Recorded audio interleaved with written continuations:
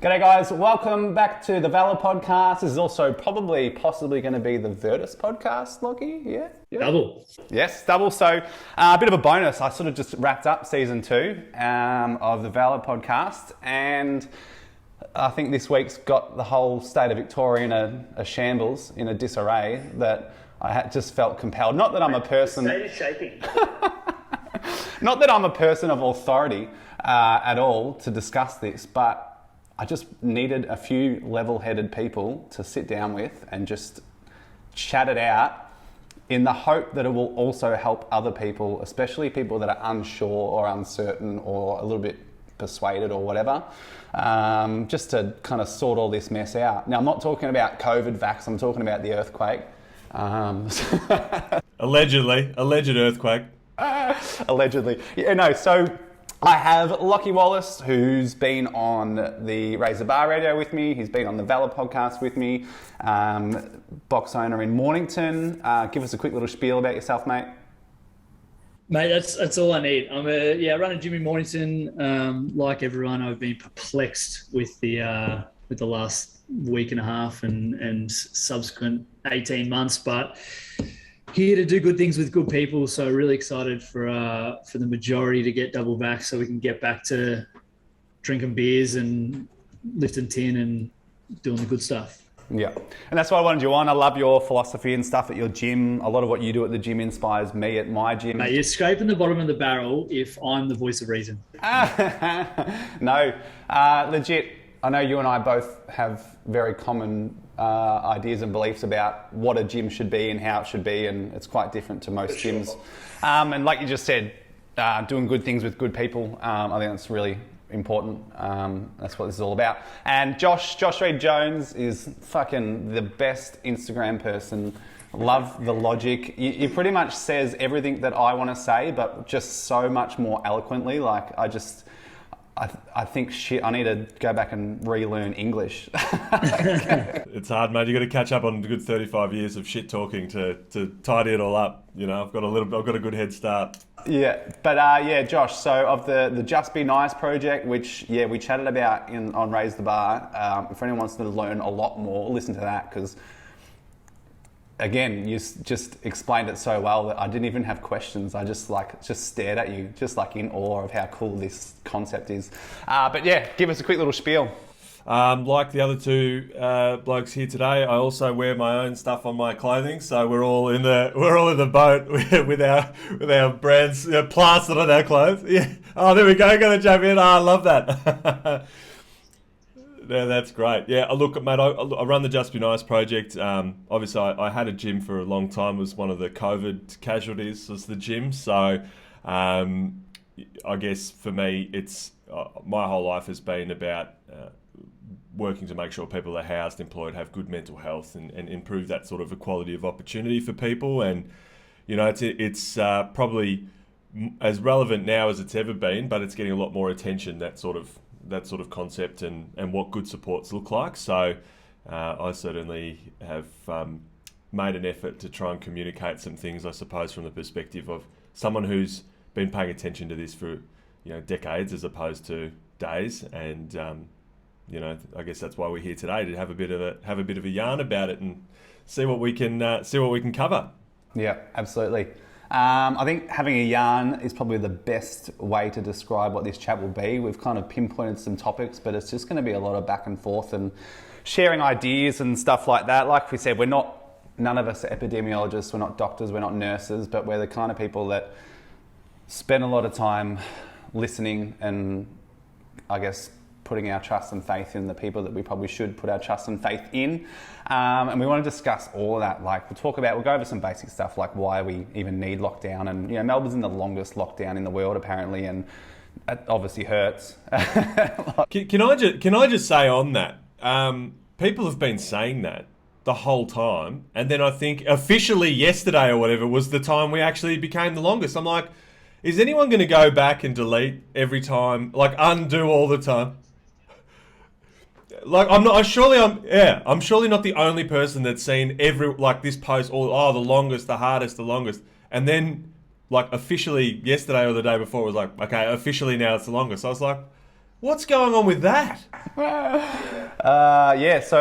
go over some of that stuff and talk about that. We'll talk about the vaccine and why it's needed and and but also want to acknowledge and discuss the hurt that everyone's feeling. Like, we've just had some chaos rioting all week, and I've never been so angry this week, and we've all had some times of fury. I think I used the word language warning. I've used the word cunt online for I think the first time ever in text, and I instantly was like, oh shit, I hope I don't upset some of my members with my language. I was pretty furious, so we'll discuss that, we'll get into it. But before we go any further, let's first, whoever wants to explain it probably best, we're in a big ass lockdown again. Why do we need it? Why is it important? Let's clear it up. Yeah, I think one of the messages that I see bandied around by people who are understandably frustrated, but there's a message from, I guess, what I would call agitators. I don't want to say they have a point. I feel like there are some people that are just out there agitating for the sake of agitating, because it gets attention. They find the thing that's going to upset people that week, and then they agitate on that point, and then they move on to the next one. And one of the hallmarks of the agitators for me has been that they have been constantly saying that, and particularly in Victoria, there's this real animosity towards the Dan Andrews government from these agitators. They want to point it at those people, and so you see them saying Dan has been moving the goalposts. So we talk about lockdowns, they talk about moving the goalposts, and I really struggle with that because since March 2020, the messaging has been we're vaccinating our way out, and that we're locking down to prevent the spread from getting out of control and it getting into an unvaccinated population, which is highly at risk of serious illness and death, which is preventable through the lockdowns and through a vaccination program. That's been the plan since the beginning. And people have said lockdowns don't work because we've had to do them a few times. But that's like saying weightlifting doesn't work because you have to keep going back to maintain your strength and keep getting stronger. I haven't understood that. So we locked down to give the vaccination rollout a chance to get the vaccination of the population up to 80% plus. And that's to stop it whipping around and causing unnecessary death and serious illness and then overwhelming the healthcare system. The thing that really winds me up about the agitators' rhetoric in that space is they are actually the ones who have moved the goalposts about what they're complaining about the whole time. It's been this, and then it's been this, and then it's been this. And I just can't imagine how frustrating it must be to get up and say, we're vaccinating our way out. We're going to do that's the way out since before we had the vaccines. And then we've had a terrible vaccine rollout. It's taken forever, and we didn't get them quick enough, and we didn't get them ordered in by the feds and distributed and whatever. But I think it's at this point in time, it's pretty clear that it's to protect unvaccinated populations from illness and death, and it's incredibly effective at doing that. Why don't a lot of people believe that? And they like to compare it to flu statistics, and people have confirmation bias and all these sorts of things, and like to pick things to choose to suit their narrative. And that, you could come up with a million different ways, but is it distrust in the government and politics, which that everyone has reason to distrust pollies because they're fucking grubs, but yeah, you could come up with a million reasons, but why do people not believe this stuff? You could find 20,000 papers that tell you that this is the way to go, but then there's one paper that says, no, this, they're pulling the rug under you, like the Pfizer ex-CEO, blah, blah, blah. Why do people believe that one person? I think it's just the grass is greener on the other side scenario. And not great at stats, so there's a precursor to that. But I was looking at the US death rate and comparing the populations. I think we'd be, if we followed there and the death rate was reflective in per capita population size, we'd be at 53,000 deaths or something along those lines. And I think we're at maybe a little over 1,000 nationwide. But can you just imagine the hate and the fear mongering that would be coming from the same people to the same people if that was the case, and we were open and be like, why didn't we shut down? Why didn't we do this? Why didn't we do this? And I think you're damned if you do and damned if you don't, where if we went the other way, you'd deal with a whole lot of unnecessary deaths. There'd be a lot of secondary and third order consequences because of the healthcare system being overwhelmed and because of the the extra spread and the extra cases and all these kind of things. So my view of it is just that these agitators, great way to put it, are going to be agitating regardless. 18 months ago they were banging on about something else. I'm sure they were talking about keto or something else that doesn't really matter at the end of the day. CrossFit or something. Yeah, silly. But yeah, at the end of the day, like we need, and I guess it sucks. Like being in lockdown sucks. No one's pro lockdown outside of doing what it needs to do. So introverts capacity. Like by the way, introverts I've got some friends. Some of my introverted friends are like, I just want to see people, and I hate it. Yeah, I've got one friend who's like, I'm loving it. This is great. I'm really regretting not playing PS5 or whatever it is that people play now, because I don't have that at all to just disappear into a game or anything like that. I'm still playing Mario Kart. That's it. That's it. But it sucks. So it's really easy to just sit here and go, well, this is rough. And, people have got more time on their hands, more time to chew through my shit posting and all the other crap that's out there, and just to go down rabbit holes that because of work and social life and all the other good things that people usually do, they wouldn't have had the time and the energy to go down. People are going down there now and losing themselves. And I think it's important and it's brilliant to have Josh on here, because I think your PSAs are just exactly, it's like the antidote to chaos. It's exactly what we need right now. It's crazy that people say go down. It's crazy that people say go down rabbit holes, because I think one of the real symptoms, to touch on what you were saying before, Stewie, about how you can have this amazing body of verified data and then someone pulls out something that they think proves their point. And I think so much of that is actually not going down the hole at all. It's just walking past holes and looking at the top of them, looking at a headline. And the number of times that I've seen, and I don't spend much time on Facebook. I don't have it on my phone, and I just pop on every now and then to, because everything just automatically posts there anyway, pretty much for me. But the number of times I've been on there and seen someone sharing articles that make the opposite point, if you read the article, to what they think it's making, is unbelievable. And these same people will scream at me for, you've been brainwashed by mainstream media or whatever. And I've got a couple of great examples that I remember. One was, the headline was, Melbourne couple can't get back in, aren't allowed to see their baby in hospital. Melbourne couple aren't able to see their baby in hospital. And people were sharing it, and they were like, see, this joint's a prison, Dictator Dan, blah, blah, blah. So I read the article, and it was a couple that were from Melbourne that were living in Doha that were trying to get into Brisbane. And it was the Palaszczuk government that wasn't letting them get to the hospital. But it's like such an inflammatory headline. There was another one where one of the World Health Organization leadership team had said something about, like, we don't think lockdowns are necessary all the time. So people are saying, even the World Health Organization is saying lockdowns don't work. What they're saying is to protect the incredibly below the poverty line, to protect people below the poverty line in countries where they're quite large and there's populations everywhere. Yeah, full countrywide lockdowns don't make sense, but localized lockdowns, all the social distancing, vaccination, wash your hands, we're absolutely about it. But to protect the livelihood of the most vulnerable economically in these countries, you shouldn't lock the whole country down, because a lot of these people are living day to day, like subsistence living. And so the risk of them sort of falling well behind because of that is much higher. That's not the case here in Australia. And also, we don't have countrywide lockdowns. We've had localised lockdowns. So people are posting this and saying, see, even the World Health Organization's backing out. It's like, they're not, mate. They're making the point that what we're doing here is actually what we should be doing. And that, again, we've got to vaccinate our way out, but we haven't had access to those vaccinations since the beginning. And I've got a drafted PSA because I understand these frustrations. Why trust the government? Like, I understand mistrusting the government. I mean, the federal government has moved the goalposts quite literally a number of times, and there's plenty of people, we're going to be fully vaccinated by October, missed the mark, we're going to have all these things, we're the front of the line, we weren't the front of the line, all these kinds of things just in relation to the vaccine rollout. But what reason do Australians have to distrust our healthcare system?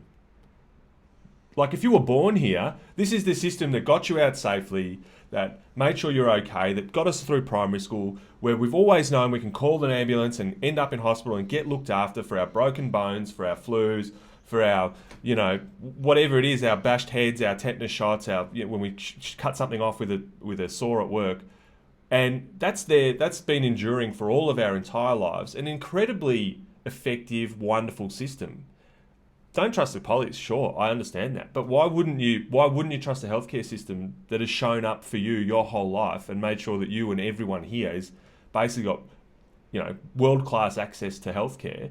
And if we look at other healthcare systems across the world, the NHS, another very trusted and experienced organisation, they're telling us to get the vaccine as well. So I don't know.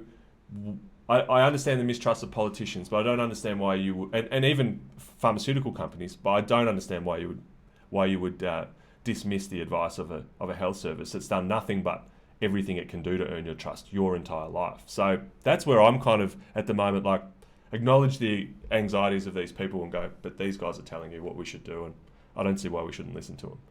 Yeah, absolutely. I think that's sort of what my message to people that are either on the fence or whatever has really started to become as my primary thing to sort of help people realise is, like, I'm not doing this for me. I'm pretty healthy. If I get COVID, likely I'll be okay.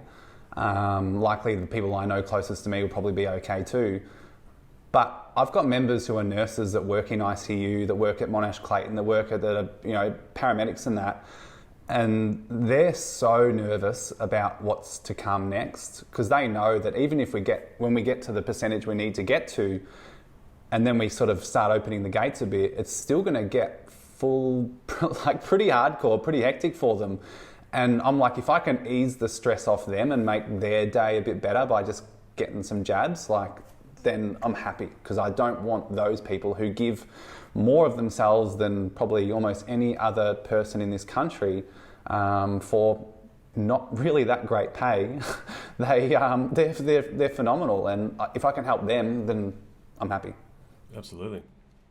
There's the selfless part of that conversation. Like, sure, the vaccine helps you, but it helps them. It helps we've got a couple of immunocompromised members that they almost make the conversation really easy for us to open with fully vax, because it's like, well, I've got to keep these guys safe, and from them, our community. It just fascinates me but it's my choice. The whole personal liberty conversation I find fascinating, because we have personal liberties, but the flip side of liberty and what is married with liberty is responsibility. We need to make sure that with this liberty, we get responsibilities. The same why we don't drink and drive or have a car. And by the way, the last 18 months have been brilliant for analogies. It's been brilliant at just like linking things up. Yeah. If you like analogies, you've done well in the last 18 months. But your apartheid PSA the other day, it's brilliant. It just links. People don't draw those links.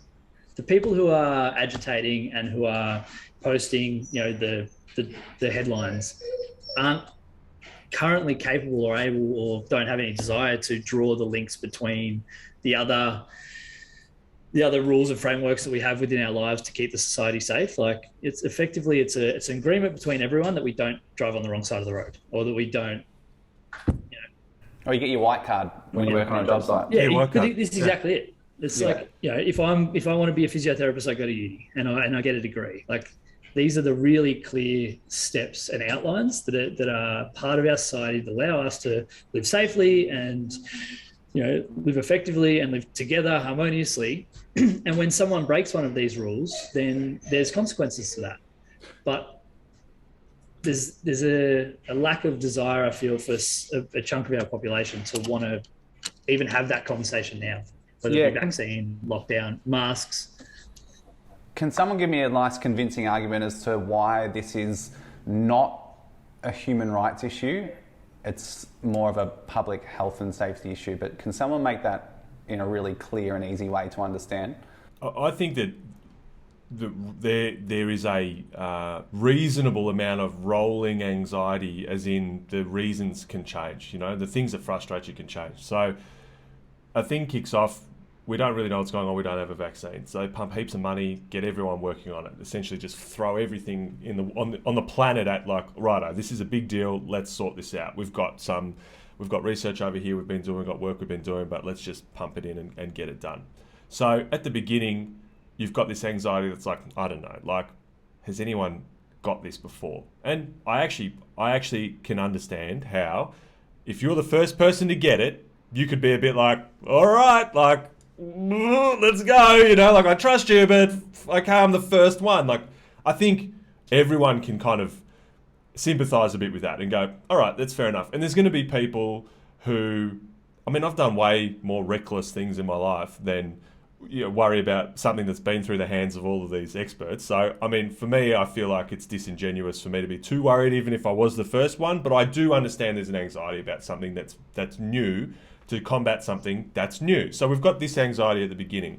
Then we have this secondary kind of strange anxiety where the government's saying we're vaccinating our way out, and we had like however long where people like us, because we're all too young, we're like, okay, and they're like, we can't give it to you. And you're like, well, that's so annoying, like that is so stupid. You're telling me, here's the thing you need to do to get out, and you can't do that thing. So then you're getting annoyed at that, and that frustration builds, and it gives the agitators time to wind people up and be like, see, it's whatever, just to make people upset. But now we're at this point where there's been like 6 billion jabs administered. So the evidence now, the data, not the like handful of unverified anecdotes, the data is clear that the risk to reward ratio is 1,000% on the side of be vaccinated. We've got the A/B testing. Lachy sort of touched on it before, in the States, where there's highly vaccinated populations with cases, of course, because COVID cases, and hardly any deaths, and hardly any people in hospital. And then the unvaccinated populations where people are dying, children are dying, adults are dying, people are dying all over the place. And you can see that immediately, like, it's safer to be in a community that's highly vaccinated. And so when it comes to this public health discussion and this sort of, I want to do what I want to do, we know enough about how dangerous COVID is. And I can't walk around and punch someone in the head. I can't get annoyed at Stuart, punch him in the head. If he dies, I get in a lot of trouble. We call it a coward punch. It's horrible. We get in heaps of trouble. But if I breathed on Stu and killed him because I knowingly didn't take the thing that we know is a risk, then what's the response to that? Stu's family just have to lump it. They have to be like, I guess someone breathed on him that didn't want to, do the thing, and that made it worse. And so you end up with this situation where, where's your responsibility to that? Which, I couldn't punch everyone on a tram, but I could infect a whole tram if I coughed or whatever. I can't do that. But if there's no way to deal with it, again, you've kind of got a reason to just be like, well, we don't have a responsibility to do anything because there's nothing that can be done. But you do have a responsibility. And if you knowingly or willfully ignore that responsibility, then at some level, there's got to be some accountability for that. And I don't know at this point why you would be that hesitant now.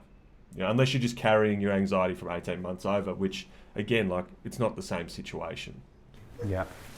On that, so, and a lot of people ask this if they're healthy. Like, if I'm healthy, like, what's the point? And like, how is that going to help others? And that's a question that rocks up a lot. And I know you've sort of answered it just then, but let's go over it.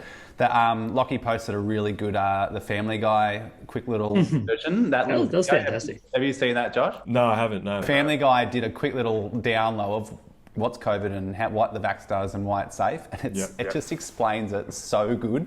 If only Family Guy was a more like,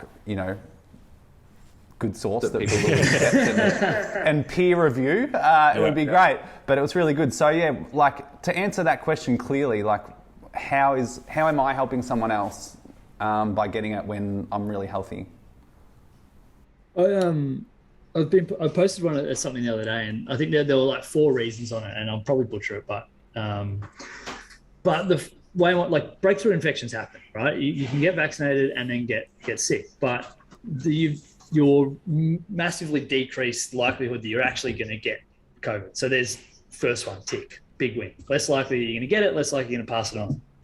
And if you do get it, the likelihood of you being hospitalised with severe illness is increased as well. So that eases the pressure off the hospital. So less likely you're going to put pressure on the hospital system, less likely that you're going to need to go to hospital. You can just quarantine at home and look after yourself, and likelihood you won't have to go to hospital. It gets cleared out of your system quicker. So, whereas you might be symptomatic or asymptomatic and have the capacity to pass it on for, I don't know how long after it is, 2 or 3 weeks, it gets passed out of your system quicker, and you have less viral load initially when you do get it, which limits how much you can pass it on. So, at the end of the day, it's still possible to get it when you're vaccinated, but if you don't get as sick and you're not going to spread it as much, and everyone wins from it.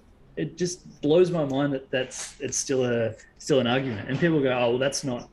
I had because I don't like arguing or having conversations on social media with people who are vehemently against any conversation with it. But someone posted something the other day, and it was just along the lines of like, if I can still get it, what's the point of me getting the vaccine when there's risks of getting the vaccine? And I sent this article that I'd found that had all of the citations from Canada and the US and all of the most recent data.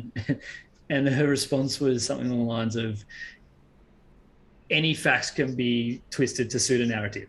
And I was just like, well, good chat. We're obviously not going to, we're not going to be agreeing on the same thing here. And I think it was a Neil deGrasse Tyson line. It's just like, ask these people what evidence they're willing to see for them to accept that might be truth. And if they say there isn't any, well, then there's no point talking to them.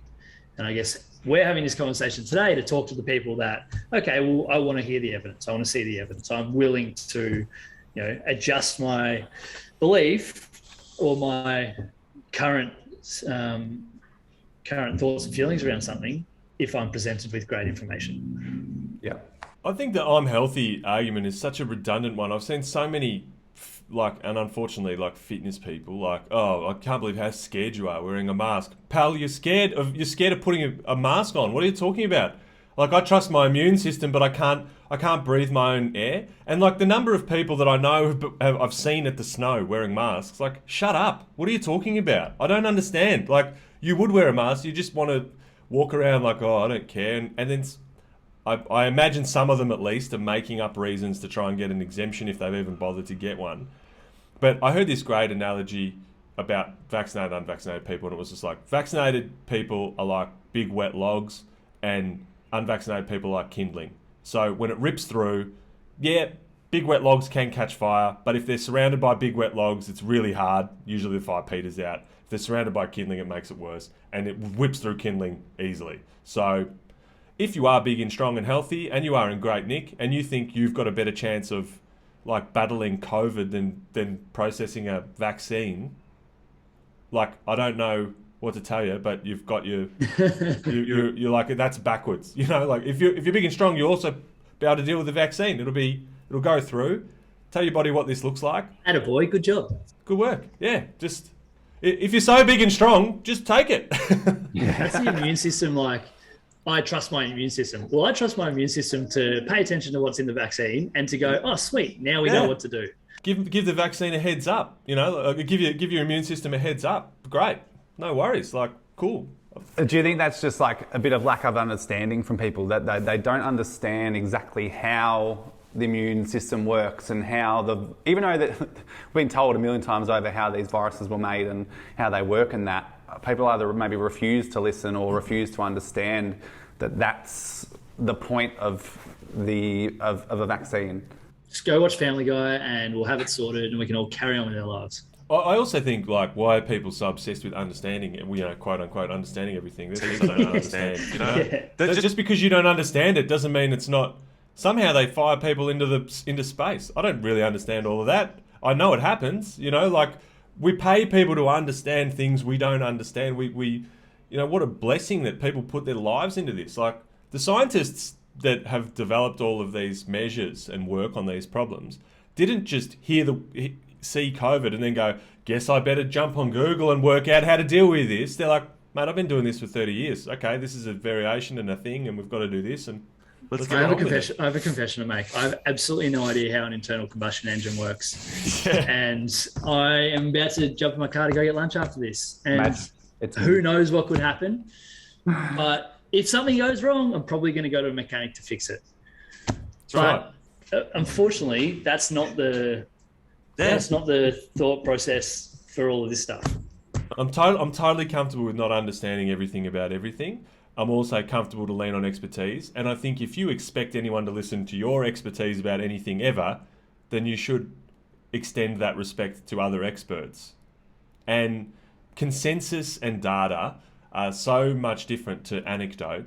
The thing, like, you know, again, touching on what Stewie said, I've asked a number of people this, and they've said no, they don't agree. And I go, okay, then that means we can't really have a chat about it. But like, do you think it's easier to get 50,000 highly qualified people to agree on something, or do you think it's easier to get one person looking for a bit of attention to go off the reservation and go, oh, I don't think that? I mean, sort of logic tells you, like, it's a lot easier to get one person, but they'll parade around the same one or two people, misquote them, misrepresent what they're saying, and half the time, if you just read the article, you're like, this person isn't even what you think this person is. You know, like, I don't know why you're listening to them, but you know, that's something that if people's expertise literacy is suffering, that we probably need to really focus on improving that as much as anything else, just in general, because when people don't trust experts, in the fitness industry, people can, you know, scam people out of money. In the supplements industry, people can scam people out of money. You know, snake oil salesmen can scam people out of money.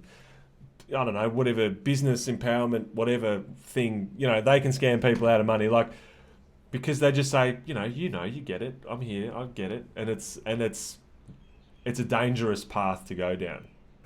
That's the thing. People aren't just turning their nose up at experts. They're turning their nose up at expert consensus. Like, it's not, you know, it's like 97% of scientists believe wholeheartedly in climate change, but they'll go, oh yeah, but these three know something that the other 97% don't. I'm very lucky that I've got a lot of health professionals and doctors that are I'm close with, and one of my best mates is a doc up in Royal Melbourne, and you know, pre AstraZeneca being available to us, I called him and I was like, in 10 words, tell me if you were me, whether you get it or not. And he said, low risk, but not no risk. But yes, I'd get it. And for me, he's been one of my best mates for years. It's a really easy follow-up for me to have that one expert's opinion and then go and get it. Yeah. And obviously not everyone has that relationship with someone who's in that field, but all of the consensus follows that same thought process. It's that this is safe. This is, you know, yes. Do people die from vaccines? Yes, but the numbers are so far skewed the other direction that for me it's a no-brainer. Yeah. And unfortunately, everyone else doesn't, or a lot of other people. Well, most people do. I mean, most people getting it. You know, that's all. 50% doubled today, so that's a win.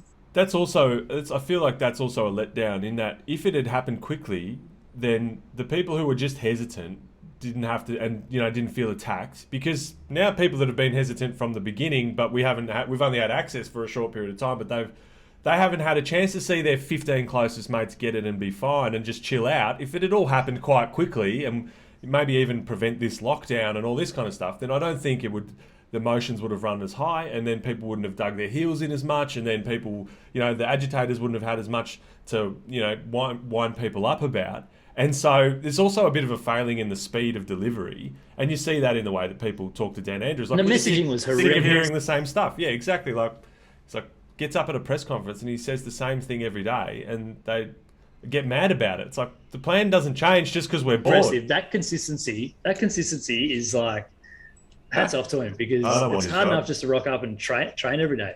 Yeah, tell you what, you can tell why the Liberals on the other side in Victoria aren't really saying that much because they don't want his job right now. No way. No one wants that job.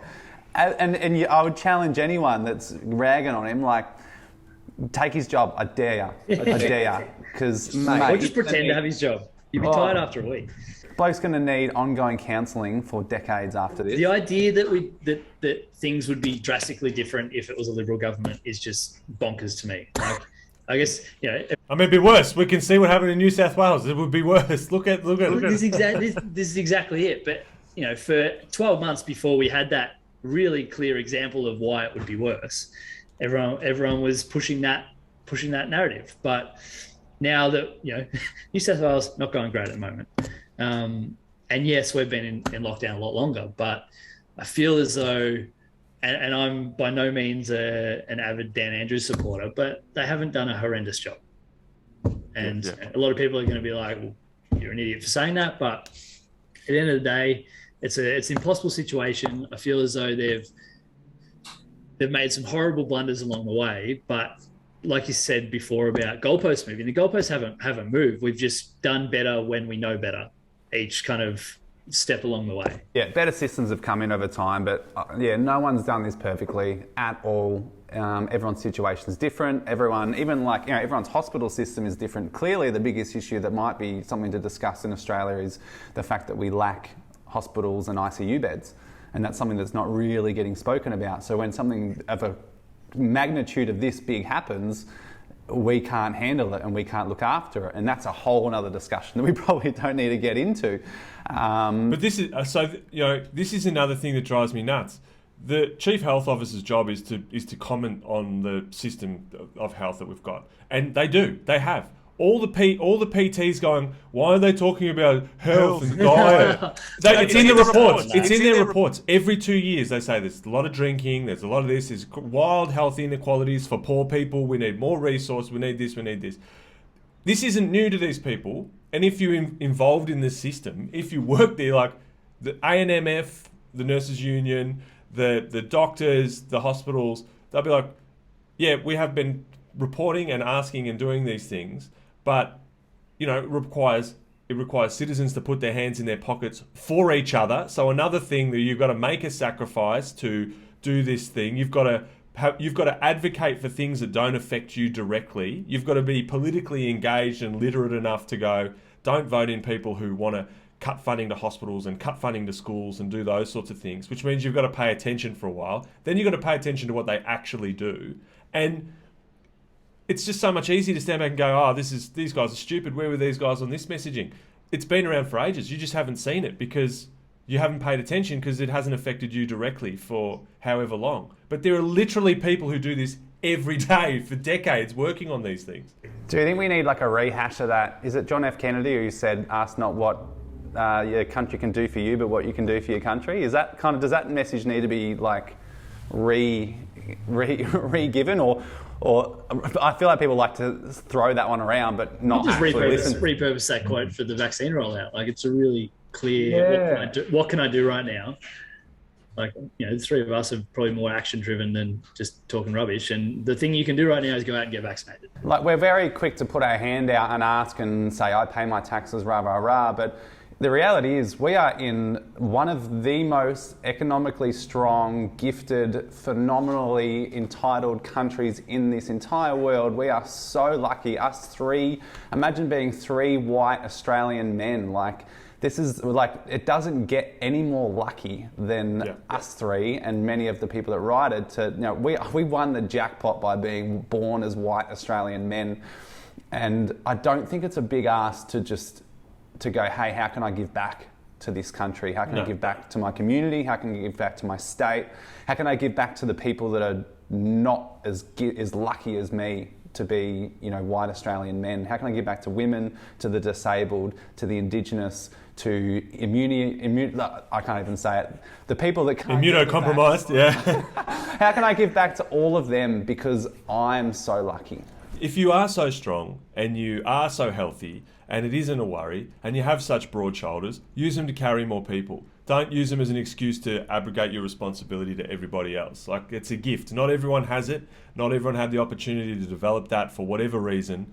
And if you have any respect for other people and consider that you would step up and do those things, I think it's very difficult to make a case to not do something that's been done 6 billion times. Like, if there was a flood, these people walking around saying that they care about Australia, like, would you wade through the water knowing that there's poo in there and all these things to try and, get someone's cat or and try and get on the news? Of course you would. And you're a huge risk of getting hepatitis or something. Oh, it doesn't matter, you got to roll up your pants and get in and do it.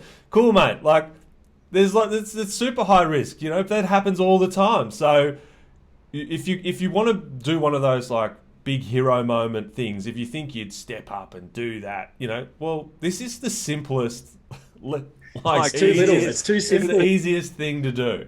And yeah, I think we should give lollipops. They should give lollipops at vaccination hubs, or like gold stars or something. I remember getting that. I think the first time I had my tetanus shot in prep, I still remember lining up into the school office as we all lined up and got jabbed and medicined and lollied. It was no one complained then.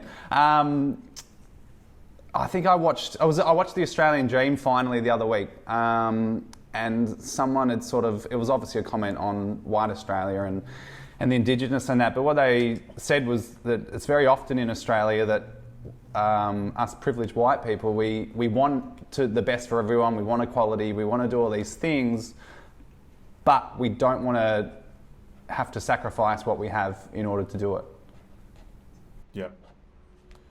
Yeah, I think we've got a pretty tenuous relationship particularly with Indigenous Australians, and again, that comes to a little bit of that truth-telling, the ability to look yourself in the eye and say, where have we dropped the ball? And if you're unable to conceive of the advantages that you've been given because of the environment we're in, and you want to take all the responsibility for all the good things in your life yourself, it's very easy to tell other people they just need to do better themselves. But if you pay attention to all the opportunities that you've been afforded, something that I constantly tell people, and it's a really important thing in my work because it's quite complicated it takes a long time to understand all the things and all the various ways that people are negatively impacted by inequalities and things, is I just say, align your aspirations for the things that you want for the people you care the most about with everyone else. It's just whatever you want for your daughter, whatever you want for your mum, just want it for everyone else. And don't try and farm off extra for the people you care about most and leave less over here just because we're supposed to care more. And don't shy away from the fact that it could involve some difficult conversations and a bit of hard work.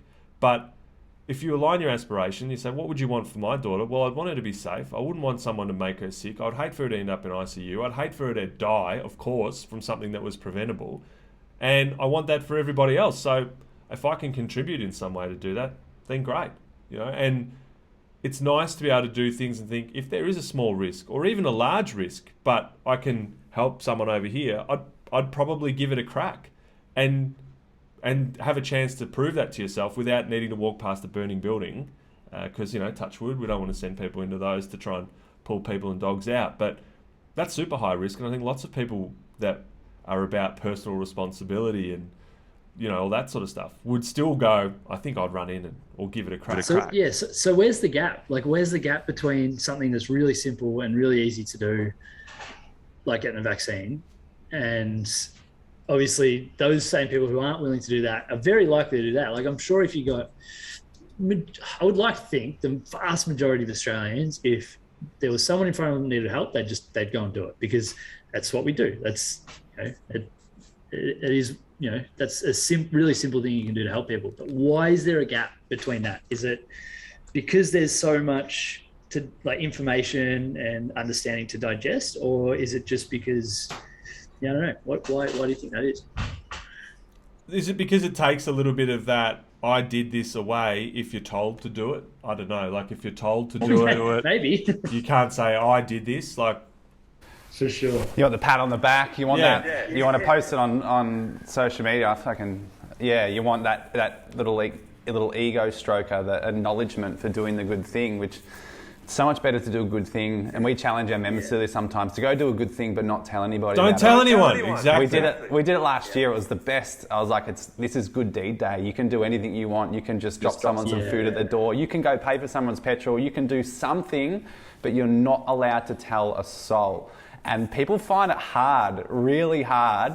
And then after it, we just digest it later and go, fuck, that was really awesome that, we did that. And then if you can keep doing that often, over and over, and do things without telling anyone, it makes you more humble. It gets rid of that need for people to acknowledge that you've done good things, and it's just about being there for people, being there for someone else, and then that person can feel good, and then that person might go and do something for someone else. And there is maybe a concern I see from people sort of saying this is an overreach, and that the government is trying to take away your freedoms, generally speaking. But I don't think there's any merit in that argument, basically because there's precedent in pandemics. It's not normal. These are public health responses. They're not taking away your freedoms in this instance. Having said that, it's not to say that the government doesn't actively try and strip things away from you. I know that, again, there's also just a division of responsibility, power and opportunity between the state and federal governments. And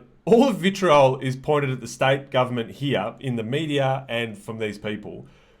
A government that doesn't hold the majority of the levers that you should be concerned about most of the time, that was handed this responsibility as part of a national plan, that is following a national plan. But the federal government has done all kinds of things around communications and sort of being able to look into your messages and, surveillance and counter-terrorism kind of legislation that absolutely I think is if not a direct overreach, it is bordering on overreach and something that we should be concerned about. But this isn't the stuff that people are talking about. It's got nothing to do with the public health crisis that we're in the middle of now and trying to avoid. And again, that political literacy and being able to have those conversations and say, I get it, there's plenty to distrust. These are probably more of a concern. We've been given a number, we've been given a pathway, we've been given something to do. It's simple. 6 billion times has been administered. People are okay. They're confusing in the messaging from the agitators. They're mixing things together just to try and find the thing that makes you upset. So there is this messaging that it's an overreach, but I don't think it is. And at the end of the day, you do have a choice, which you're welcome to choose. That choice does have some consequences and will keep you out of some places, but it's a choice. It's freely available. You can do it. And if you think vaccine passports are bad, wait till you hear about how you can't get a vaccine. Wait till you hear about how you can't get a passport for any reason except for where you just happened to be born. Like a literal passport, you can't even do anything about it. Try and get a passport in the US. Birth lottery, hey. Like that, you couldn't have less to do with your actual passport. Like it's completely out of your control. It's completely out of your hands. And that passport will keep you out of countries and it will keep you out of places. You can't go wherever you want and do whatever you want. And as is the case for, people from Afghanistan, they can't just come here and settle, even though we should be settling them. We should be bringing over people. It's a nightmare. And that's got nothing to do with anything they have a choice about. It's just because they were born in a particular place. Just like our actual passports are about how we were born in a particular place. Maybe because passports came in after World War I, right? Maybe that's an overreach. Maybe we're 50 years late on that conversation. Yeah, and again, people have that conversation. But some people do think it's an overreach. Some people do think open borders is a good policy. So, but they're discussions that have nuance and take time to get through, and they don't lend themselves well to tweets, and they don't lend themselves well. They're contextual, and you have to pull on certain things and go, okay, that's an issue, and I get that, and this is why that's more or less bad than you think it is, and the internet doesn't facilitate those kinds of conversations very well, but it does really facilitate agitating really well. Well, let's quickly acknowledge that. I think the reason these people are agitators, we're calling them agitators, but the thing that we all share in common is the fact that we're all hurting. Would you agree? Yeah. And we're all just expressing it differently, and that can be the reason we probably do that could be because of our background, because of how we're brought up, how we're educated, the industries we work in. I don't know if anyone's sat around in a tea room that you're not allowed to sit in at the moment, but there's some wild conversations that go on in there. But I don't know, just yarn with me. Why do people blame others when some don't? Why do people deflect responsibility? I know you guys are, pretty avid readers of Stoicism. I wish I could just throw meditations to everybody and just go read this. I barely understood it. I got to read it a few more times over. But that's where my learning has come from, to be able to go, okay, assess the situation, respond, don't react, the shit that we all spiel off over and over. Not everyone has the same learnings or the same environments and backgrounds, and it's not that easy to give everyone that same access to everything, or people don't want to learn that sort of different stuff or know those different things. So how do we deal with people that are hurting and reacting in ways that we wish they didn't? Why I've got to the point of the conversation that's basically like, let's try and explain the human condition in 10 minutes. Yeah, let's not do that. But I want to acknowledge the fact that these people, sure. the writers, it's infuriating. But I can also empathise with them and understand that they're hurting. You could straight away back. But that's universal. It's I did really like the analogy. It's like we're not all in this together. We're all in a storm. We're all in different boats. We're all in different. We're all trying to survive in different ways. It's such a hard one, because I'm a big believer, and this might be my eternal optimism shining through, that when people know better, they do better. I also believe that we have a responsibility to find ways to know better, and to explore, and to try and understand, and to try and critically think, and all these kind of things. And I don't know a better way for it, but obviously the social media is built around outrage and built around agitation, and built around finding groups of people that believe what you believe already, and just doubling down on that. So I don't know, if Mark Zuckerberg's listening, just change your algorithms. Let's just promote kindness and compassion and goodness, and shift the online conversation away from what we don't have and what we can't do, to how do we make the best with what we've got. I think you make a good point there. People are looking for community in whatever form that it comes, and that people get a sense of belonging and purpose from having that. But if you are an anxious person, if you are someone who is riddled with anxiety about the current circumstance, I ask those people to consider how constantly sharing chaotic, sky is falling rhetoric helps other people who are also similarly vulnerable. And if Stu came to me and said, mate, I am in pieces about my work, and we're just hanging in there, and I don't know what's going on, I said, yeah, mate, it's a nightmare, everything's going to fall to pieces, the world's falling apart. It's negligent. It's negligent to have those kinds of conversations. Yeah. And if I'm just putting that out all the time and only sharing those things all the time, people see that, and it's you have that same. I think you have that same responsibility to the brilliant way that I'd heard it, and I've shared this plenty of times. Is to share your calm and not your chaos. If you do care about the anxieties, the very real anxieties that people have, they're not improved by a high temperature, chaotic discussion, or screaming and yelling, or throwing a tantrum. And so if that's what you're doing, I think people are co-opting the actual anxieties of people. There's always people just looking for a reason to spoiling for a fight and be disruptive for no real reason. Just they're angry and they want to have a go at something, and for some reason they feel like it's a good idea to go and antagonise cops and desecrate the shrine and rip off windows on cars, and we got there.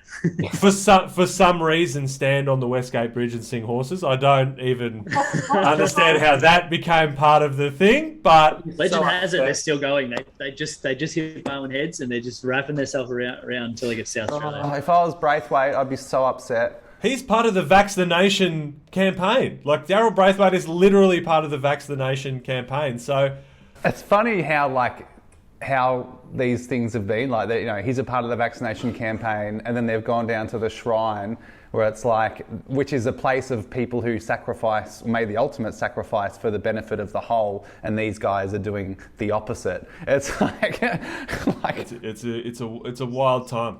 Mental. The irony.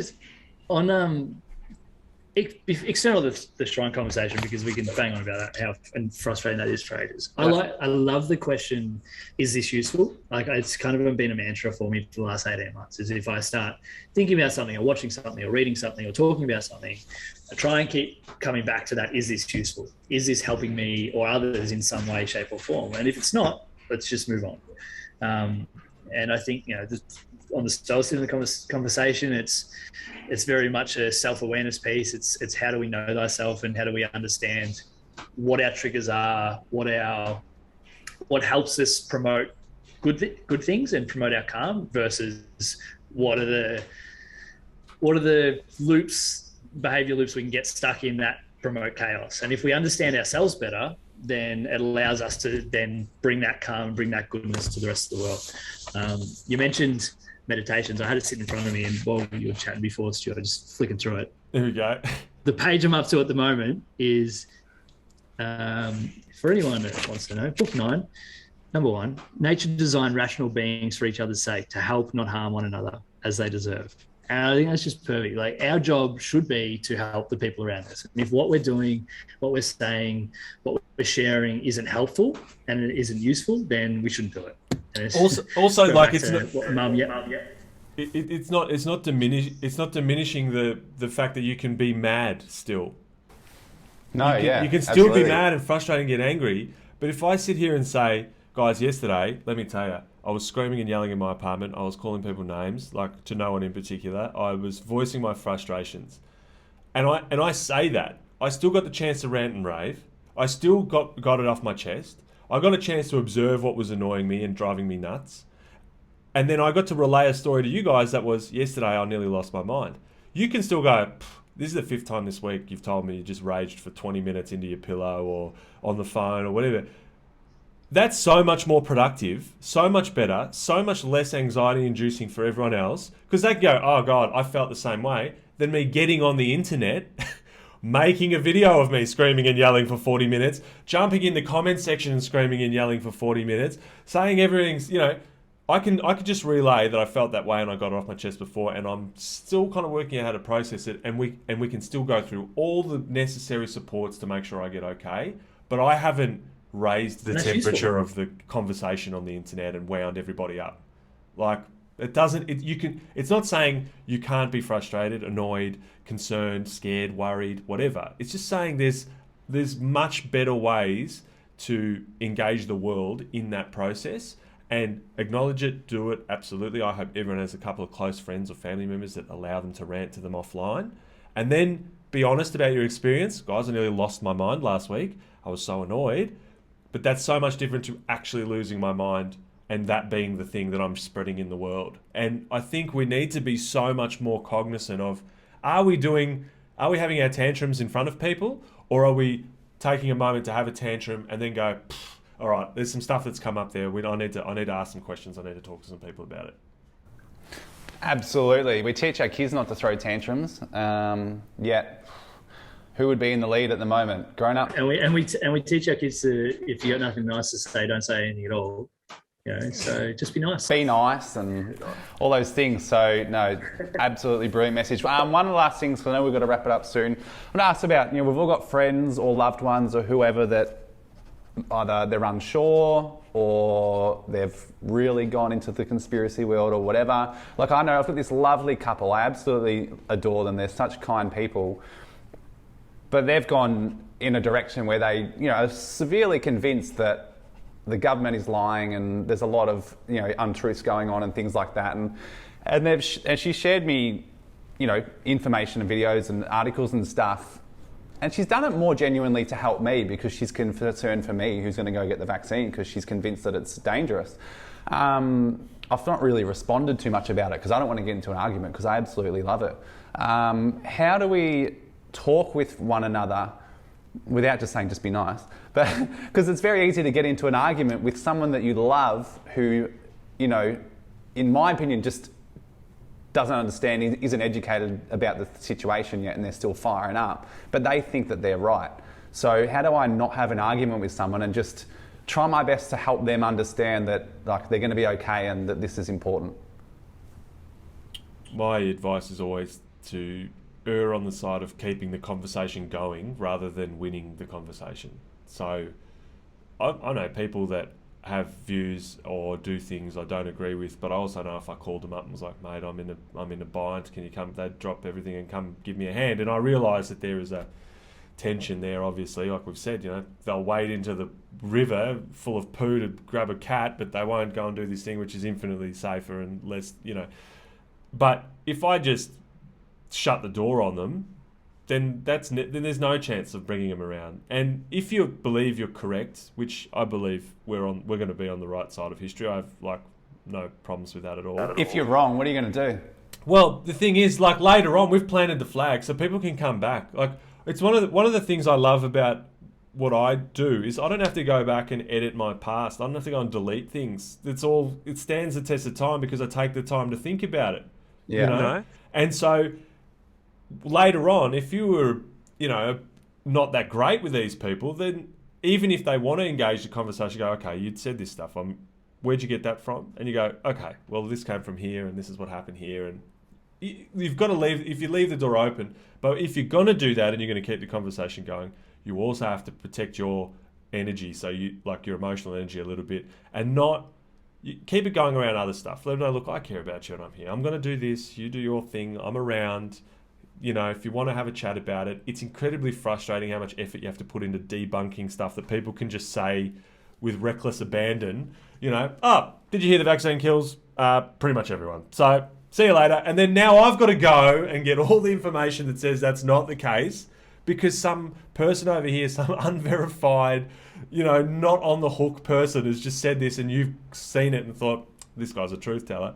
So you just keep the conversation going. You try and keep the temperature low, keep it calm. And I think that's the way to deal with those people who need more time. Genuinely, if you treat them like people who need more time rather than people that are wrong, like and will be wrong forever, it's a little bit easier to just endure. But at the same time, don't go all in trying to work it out on the spot and have these 65 million message conversations. Not going to happen then and there. Because you've got to find the stuff you agree on. You've got to start the stuff you agree with, the stuff you agree on, and work from there. And if they go, so many people are like, well, if that's the data you're listening to, I'm like, okay, well, I don't know what data you're listening to, so if we can't even agree on that bit, 7 News. We can't start there, then okay, that's fine. We don't have to talk about that. You know, we can talk about something else. Yeah, sometimes it becomes a bit of a link war, doesn't it? You just send links back and forward to each other of an argument. Yeah, but this, and you haven't actually read what they've... It's not getting anywhere. It's not going to help each other at all. One One thing I've found with agitated conversations is it's actually incredibly difficult to keep them on any one track until you get to the end of it anyway. So they go, everyone dies from the vaccine. You go, well, they don't. Here's the thing. They go, well, anyway, do you know about pedophiles? You know, what's that got to do with anything? So anyway, and then also, did you see this woman? She got the vaccine and now she's brain dead. And you're like, that's also been debunked. That's not a thing. So, well, I heard, and also, kids can't even go to playgrounds, and that's ridiculous. And you're like, well, they can go to playgrounds again. And they're like, well, why couldn't they for a bit? And it's like, okay, there's 16 totally separate things that have nothing to do with each other. But that's also part of the strategy of the agitators.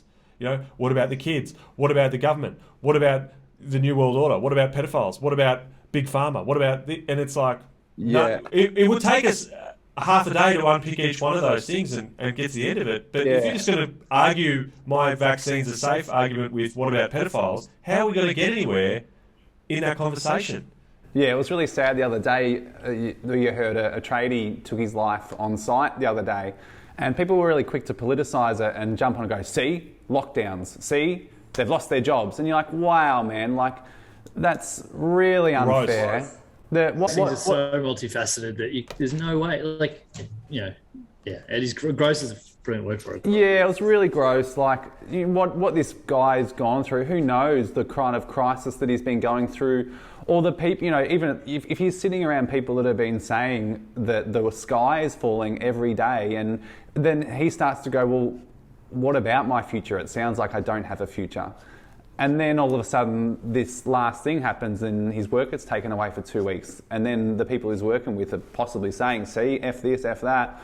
You know, you just can't blame that one thing. It's really unfair. And, you know, especially it's such a tragic thing to happen. It's not right to just use that to prove your point just so you can be right. And just be it's so really so gleefully sharing it, like, see? It's like, that is so gross. It makes me want to throw up. It's not nice. It's really... No. And if it does start to become a point of, I'm just doing it just because I want to be right, well, then you're not doing it for anyone else. You're just doing it for yourself and your own ego, and that's really not helping anybody. Yeah, and who does it help? Who feels better after that? After, you know, having to read a no context individual experience like that, it doesn't do anything. I say in our work all the time, and when we're in vulnerable communities with working with vulnerable people, happy and sad isn't the measure of good mental health, because happiness and sadness is going to happen, and we've got so many reasons to be frustrated and tired and over it at the moment, and that's actually a good thing, because if you've got reasons to feel a bit crappy, then there's ways out that you can see, like, well, when we get out, we can have beers and we can see our families, we do these things, like, that's going to alleviate a lot of that stress. But the thing that we always look at is we use a scale of agency to despair. And this was something I developed because I just saw the inadequacies in how people were triaging these issues, like in the community. Someone feels like they've got agency, like there's a point to what they're doing, then generally they're pretty good. There's something you can do, you feel the point of it, you can get on with it. If you're despairing and you don't see the point of doing anything or why you're here or what's going on, you're like highly at risk of high risk behaviors. And that's why you can have someone who looks like they're having a tough time, maybe living under a bridge, rough sleeping, and they're like, if I do this, I'll be okay, I'll get this. And they've got a sense of agency that people sometimes in really resource-rich environments, like in a private school kid who's like, doesn't matter what I do. Parents aren't going to be happy. I'm never going to be enough. I'm never going to get here. There's no point doing this. I don't see the point.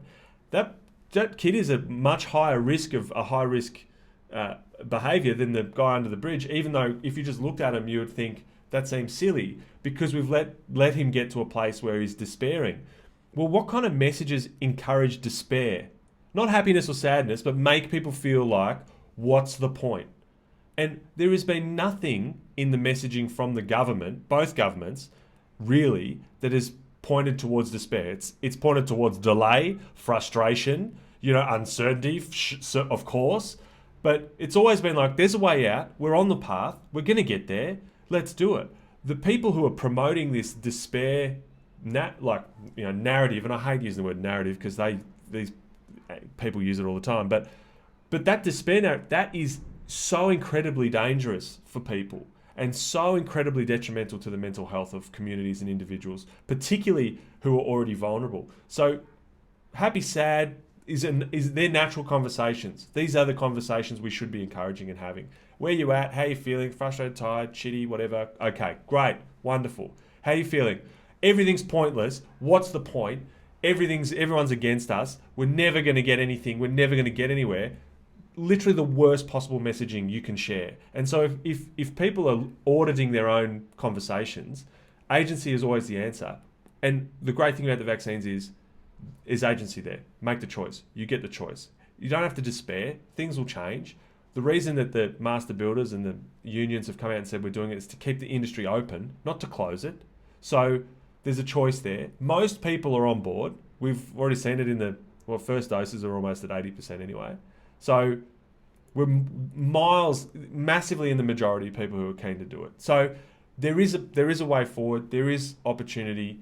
We have agency in this situation. It is frustrating and taking too long. But don't share this despair information all the time, because that is the most dangerous kind of messaging for anyone who is already on the edge, vulnerable, anxious, whatever. And so that's something that I think people don't get held to account to enough on the internet in particular, because it's disgusting behaviour when that's how people are portraying things. Yeah. Sure. I think if everyone can have the capacity to take responsibility for, like we talk about, like we are what we eat, right? We are what we consume, both from a food, hydration, and information perspective.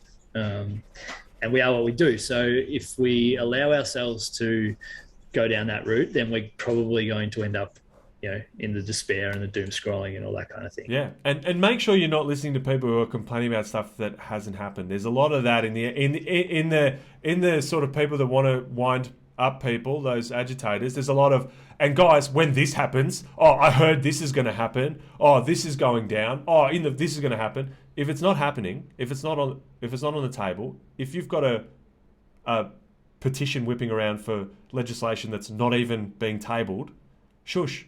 Just shush. Stop screaming about stuff that's not happening. One of the worst things I hate hearing is a lot of the older generations say it is we're going to be paying for this for decades. Yeah. And I'm like, it's not. That's a real doom thing to say, and it doesn't put a lot of hope in young people when you say that. They just think, all my money's going to tax. I'm going to have no job prospects. Everything, like you said, what's the point? It's really something people should not say, especially when, tell you what, the economy is actually doing quite well considering the situation. So it's really not a nice or not a helpful or a useful thing to put out there. We've been paying for the GFC and that didn't save anyone's life. So shush, get a grip.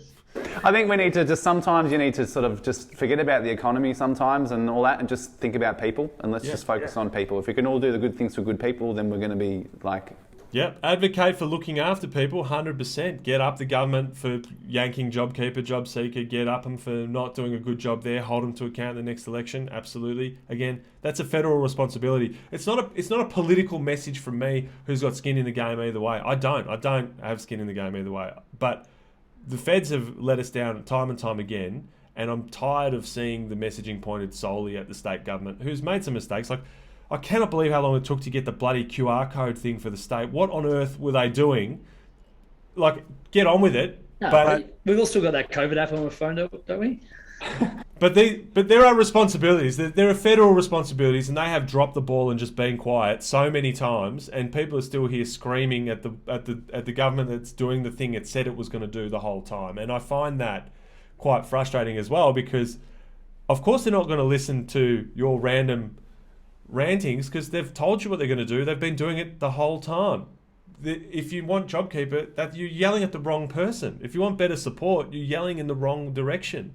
And a political movement that advocated for better help for people might actually have some effect, but you've got to point it at the people who actually make that decision. Go yell at the treasurer. He's in Hawthorne. If you're going to go yell at someone, yell at the bloke who literally controls the money for the whole country. Yeah, absolutely. Let's finish it off. What's one thing or a few things you can do for yourself to cope, to feel better, to help another person, to whatever? What's a few good things you can do? Like, we're in lockdown again. What's been helping you? What do you suggest people do? For me, it's pretty simple, and it probably isn't anything different to what I do outside, which I think is why it works so well. Is journal daily. I try and catch up with a friend every day or two to go for a walk, because there's the vent that doesn't get on social media. It doesn't need to go on there. I think it's to be able to critically analyze all the pieces of information that get shoved in front of your face. You do those three things and focus on what you can control versus, not ignoring, but acknowledging what you can't control and accepting it. And, things will be fine. Like, I don't like lockdowns. I don't like being in this position, but I feel as though I'm in a position, and I'm very lucky, like big birth lottery part of that, but I'm in a position where I could do this for the next 5 years if we needed to. I don't want to, so don't get me wrong. But I feel as though those 3 or 4 things are what will continue to give you the capacity to put my best foot forward, regardless of what happens. Get a lot of time to read books. It's great. Yeah, it's true. Josh, what have you got? I think acknowledge your frustrations. You don't have to swallow them. For a little sort of pithy little thing that I did, which was part of my venting, I just wrote, I was like really annoyed at all the stuff I couldn't do. I was frustrated at a lot of stuff, and I just was like, I'm going to write it down because I think it's important to vent. And I just wrote down the stuff I can't do, and I just wrote this list. And I looked at the list, and it was pretty long because we can't do much. And I was like, yeah, that's so annoying. And I was furiously scribbling. And then I looked at it, and then I I literally just crossed the top of it out, and then I just wrote stuff I'm looking forward to instead of stuff I can't do, and that just kind of changed the whole vibe of it. And then I looked at the list, and so much of it was just like people stuff.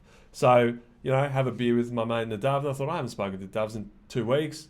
I'll just give him a call. You know what I mean? Like, I had this list of stuff, and you can't do the A grade version, but you can do like the D grade celebrity version of some of these things. Have a face beer, watch the footy with your mate on your phone here. Like send a text, go for a walk. Go for a run, or do some push-ups if you can't get to the gym.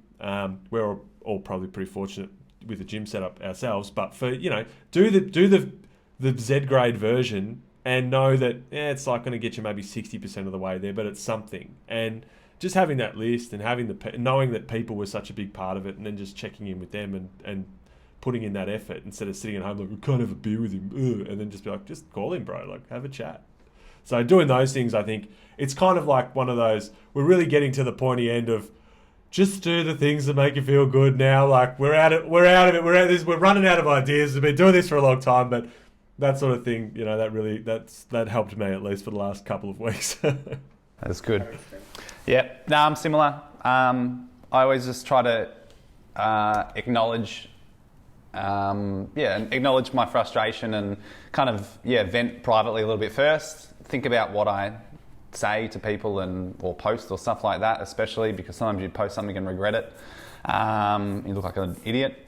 Walk so many walks. Get outside, get fresh air, but take it all in as well. Don't just walk with your head in your phone. Go look outside, and the stuff you actually do get to see and experience along the way. Like I love seeing, Lachy gets out and he's always puts up a quick picture of the bay, and you get to see the water and the waves, and I just love it. And so pretty. Where I live, there's kangaroos, there's bandicoots. Every now and then there's some real and I just love seeing that nature, and that really just grounds you a little bit and helps you just remember that there are some of these things like Josh said that you're worrying about. They're not that big of a deal, and you can do different versions of them, and they will come back eventually. But most of the things that you need, you've got them, and you're going to be okay. That's it from me. That's enough to help people. Yeah, that's it. We've all heard a lot of tips at this point in time. Actually, the last thing is, don't keep trying to set a date for when we'll be out of this or whatever. Just acknowledge that this is you, this is your life, and this is how it's going to continue to be for an undetermined. There's no timeline here. Probably think it's going to be longer than it's actually going to be. And then you can sort of cope a lot better. I'm kind of enjoying it now. I'm almost like, oh shit, we're going to work. How am I going to manage all this? This is going to be hard. I find so many things that I can do, and I'm loving doing so many different things that I can do at home and all around. But I think when you'd say, oh, maybe we'll be out by October, and then it doesn't happen, you despair a bit. Maybe we'll be out by Christmas. And anyone that's read Man's Search for Meaning, Viktor Frankl, he talked about that in the during the Holocaust. If the amount of deaths that happened after Christmas in Auschwitz was significant, just because of the despair, because they went, maybe we'll be out by Christmas, and then because they weren't out by Christmas, they just they despaired and they gave up. And that's right now. You go into some dark depression when you think you're going out on September 23, and then they tell you the restrictions have not really changed, even though you're expecting them not to change. You despair. Oh my God. When do I get? It's just focus on what you do have, which is a lot, which is plenty, which is more than most people that, even when they're not in lockdown, they don't have the things that we have. Check your privilege, check your entitlement. I think if you want a real hero move as well, is to plan to keep the good vibes and appreciation when we get out going as long as possible, because the great analogy is from a runner where when you're running into a headwind, you spend the whole time swearing at the headwind, and then when you turn around the pin and you're coming back, you appreciate the tailwind for about 12 seconds, and then you just carry on. But you've spent 40 minutes into a headwind swearing at it, you turn around, you get the tailwind, and you forget about it in 10 seconds. And I just think if you want to make a commitment to do some hero moves, it's keep everyone appreciating stuff when we finally get the tailwind when we get out, so that we don't all get out, really appreciate it for 3 days and then go, oh yeah, anyway, back to normal, got to find some other stuff to complain about. I think that's something we can try and prepare ourselves for ahead of time as well. Absolutely. Yeah. If your habit now is to call up a mate and tell them you love them, don't stop doing that. Exactly. Yeah, 100%. Keep doing it. Keep doing all those good things that you've learnt along the way, even when things are a little more normal. Anything left to add, boys? We're good? Thanks, team. Last one. Get the jab. Go chat to your GP. Don't listen to Facebook. Go chat to your GP if you're not sure. Fair enough if you're not sure, but go chat to a doctor. If you've got lots of really strong arguments against getting the vax, go to your GP and present them to your GP and debate with him or her, and then see what happens. They're not paid by Big Pharma. They're not. This isn't the States. The prices are negotiated by the government. They have nothing to do with it. The vaccines are ordered. There's no gain from a GP. They're not on the hook. They spend their whole life training to look after you. They care about you. Go talk to the GP. It is funny when people use the argument of Big Pharma in Australia. I'm like, hold on a second. It's a whole different kettle of fish in the States. I'm just worried about the fact that Richter scales are paid for by big earthquakes. So. Wow, that was that was an entertaining 30 seconds, wasn't it? That's what she said. That's it. That's the end of the podcast. That's it. Boom. Done. As I don't know if you listen to it, as Dylan Friend says, it's been an honour and a privilege to have you boys on. Thank you so much for chatting me. I feel great just for talking that out with some reasonable humans. Thanks for having me, mate. I appreciate it. Thanks, guys. Always a pleasure to have a good yarn. And we'll, I don't know, yarn again in the future. Hopefully around a table with a few pots. That'll be good. Yes, please. Absolutely. Thank you very much for listening to the Valor Fitness Nutrition Mind podcast. My name is Stuart Cunningham. If you enjoyed the episode, please send us a like, send us a comment, share it with a mate, give us a rating on the iTunes or whatever you're listening to this on. Every little bit of support helps. Looking forward to bringing you some more stuff next week.